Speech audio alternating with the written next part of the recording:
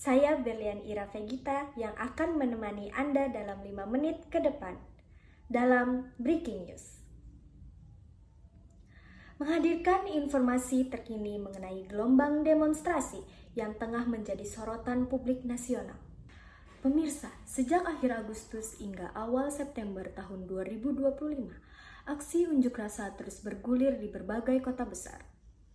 Demo yang pada awalnya dipicu oleh tuntutan buruh kini terus meluas. Awal mula aksi ini datang dari Serikat Buruh di Jakarta. Mereka menolak sistem serta perbaikan regulasi ketenaga kerjaan.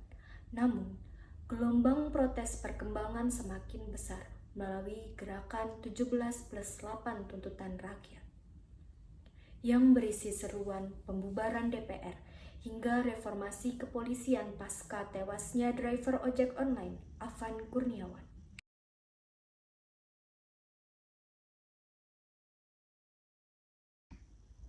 Pada 28 Agustus, ribuan massa turun ke jalan di ibu kota.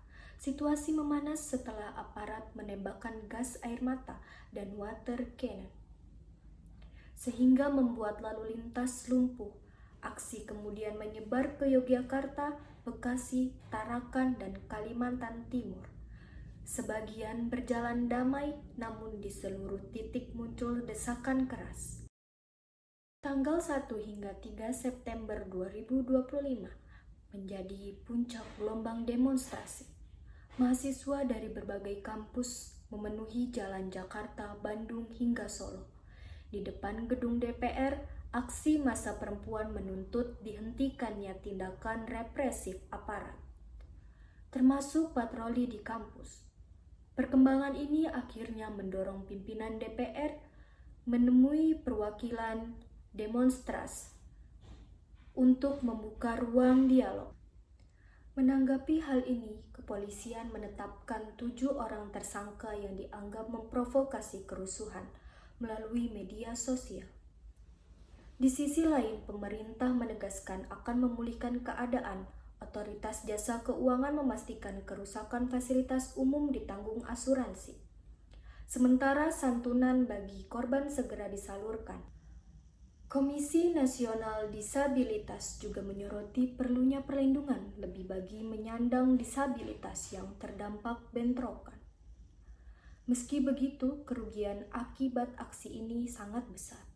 Kerusakan di Jakarta saja ditaksir mencapai 55 hingga 80 miliar rupiah. Trauma sosial pun dirasakan oleh banyak pihak. Namun, pimpinan DPR menyatakan siap berkoordinasi dengan Kapolri untuk mempercepat pembebasan mahasiswa yang masih ditahan. Sementara Menteri Dalam Negeri memberi arahan khusus kepada kepala daerah terkait pengamanan pasca demo.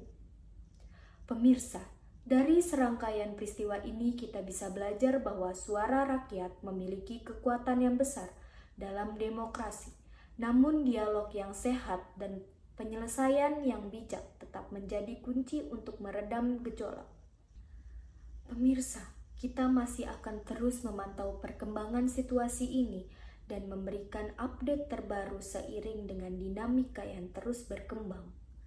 Beberapa pihak telah menyatakan keprihatinan mereka terhadap dampak sosial dan ekonomi yang timbul dari aksi demonstrasi ini.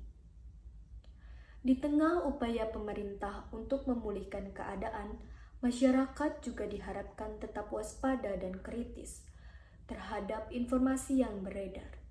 Pasca demo, pemerintah berjanji akan melakukan evaluasi menyeluruh terhadap kebijakan yang menjadi tuntutan masyarakat.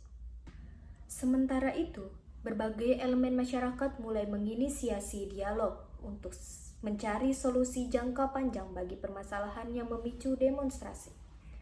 Harapannya, dengan komunikasi yang lebih terbuka dan inklusif, berbagai pihak dapat bekerja sama untuk menciptakan perubahan yang lebih baik. Saya, Berlian Ira Vegita, mengucapkan terima kasih atas perhatian Anda. Jangan lewatkan update terbaru lainnya dari kami.